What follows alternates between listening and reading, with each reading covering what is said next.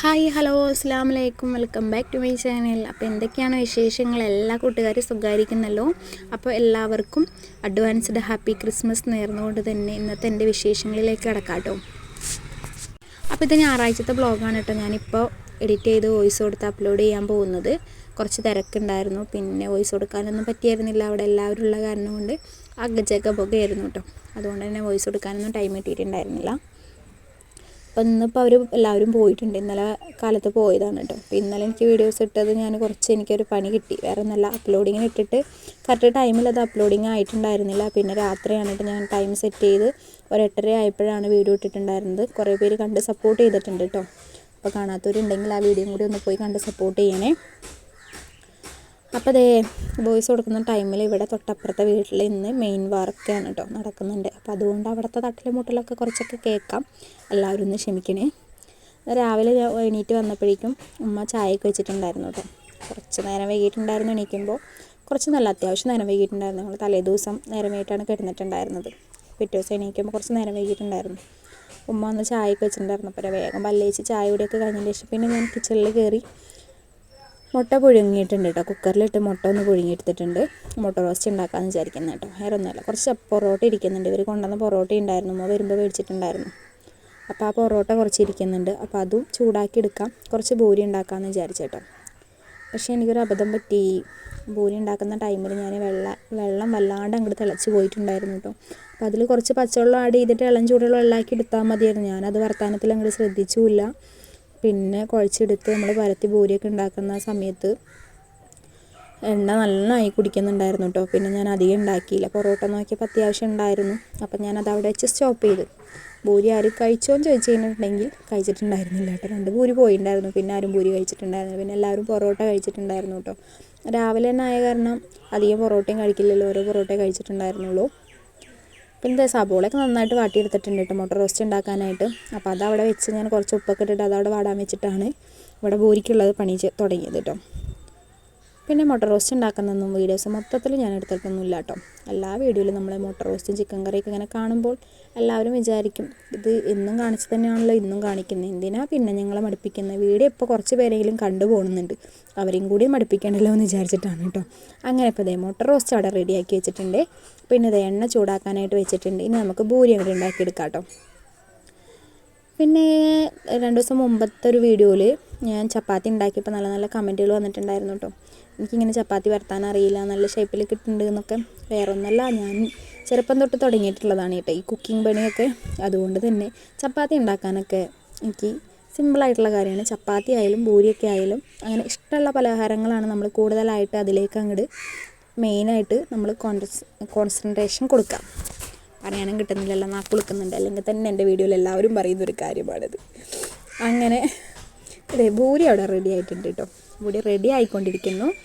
ഇനി നമുക്ക് മുട്ട റോസ്റ്റൊക്കെ അങ്ങോട്ട് കഴിച്ച് പിന്നെ ഉമ്മയും പെങ്ങളും പാത്തൂസും കൂടിയിട്ട് അവിടെ ഡ്രസ്സ് മാറിക്കൊണ്ടിരിക്കുന്നുണ്ട് കേട്ടോ. അവർ ചായ കുടിച്ചിട്ട് പോകാമെന്ന് വിചാരിക്കുന്നത്.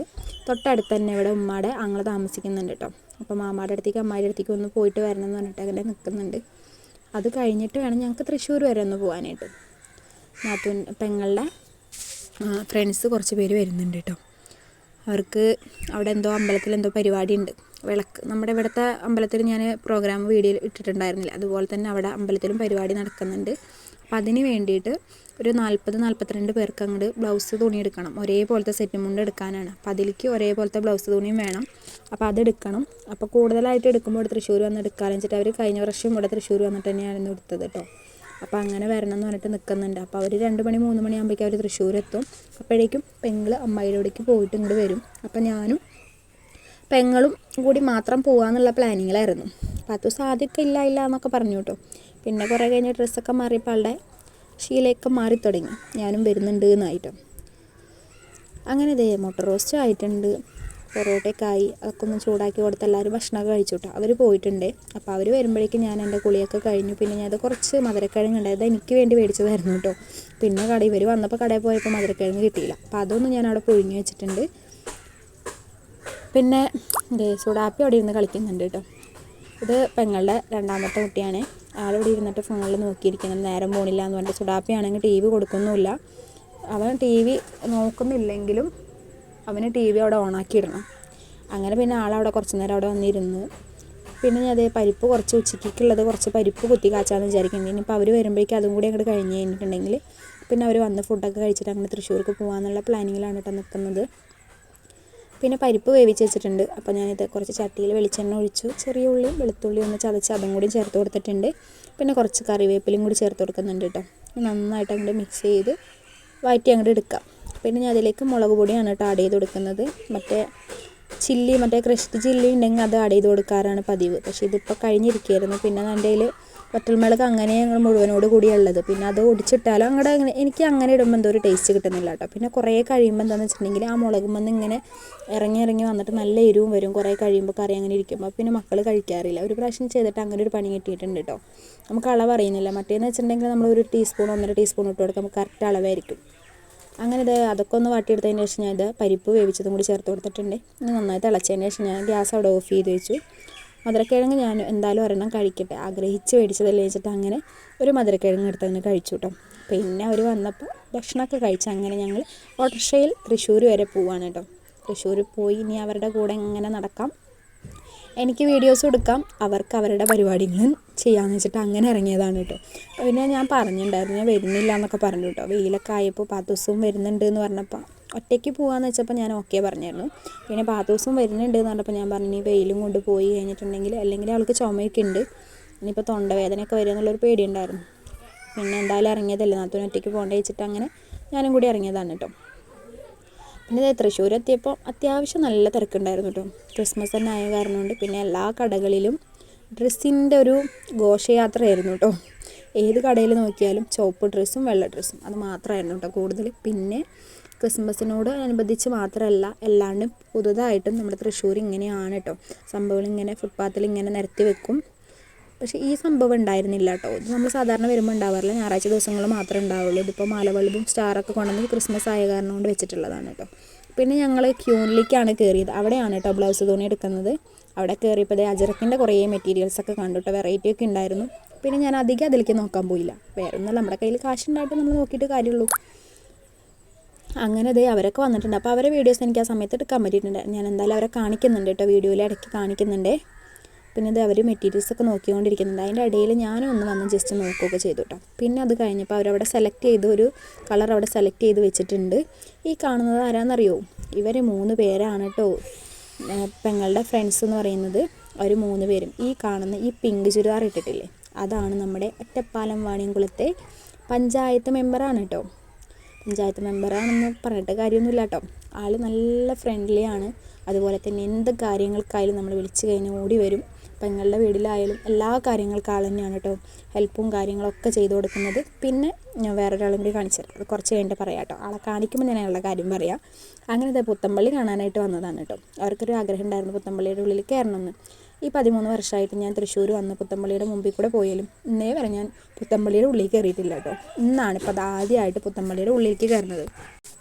അങ്ങനെ ദിലുവിനും ആഗ്രഹം ഉണ്ടായിരുന്നു. ദിലുവും പറഞ്ഞു ഞാൻ ഇതുവരെ കയറിയിട്ടില്ല എന്നിട്ട്. അപ്പം അങ്ങനെ കയറി ജസ്റ്റ് എല്ലാവരും ഒന്ന് പുത്തമ്പള്ളി കാണാത്തവരും കൂടി അങ്ങനെ കാണിക്കാമല്ലോ എന്ന് വിചാരിച്ചു കേട്ടോ. ഇതാണ് ഞാൻ പറഞ്ഞ ആൾ കേട്ടോ. ഇത് കഴിഞ്ഞ കൊല്ലത്തെ മെമ്പറായിരുന്നു കേട്ടോ, ഒറ്റപ്പാലത്തെ. ഇപ്പോഴത്തെ മെമ്പറും പഴയ മെമ്പറും 2 പേരും പിന്നെ വേറൊരു ചേച്ചിയും കൂടി. ആളെ ഞാൻ കാണിക്കാം കേട്ടോ. 3 പേര് ഇതൊന്ന് കഴിഞ്ഞതിൻ്റെ ശേഷം ഞാൻ 3 പേര് ഒരുമിച്ച് നിർത്തി ഞാൻ വീഡിയോ എടുക്കുന്നുണ്ട്. അവർ ഇങ്ങനെ ഞാൻ വീഡിയോ എടുക്കുമ്പോൾ എന്നോട് പറഞ്ഞിട്ടുണ്ടായിരുന്നു ഞങ്ങൾക്ക് അയച്ചു തരണം എന്ന് പറഞ്ഞു. അപ്പോൾ ആൾ പറഞ്ഞു, പെങ്ങൾ പറഞ്ഞു ആൾ യൂട്യൂബിൽ ഇടുമെന്ന് പറഞ്ഞു. അപ്പോൾ ഇപ്പോഴത്തെ മെമ്പർ എന്ന് പറഞ്ഞില്ലേ ആ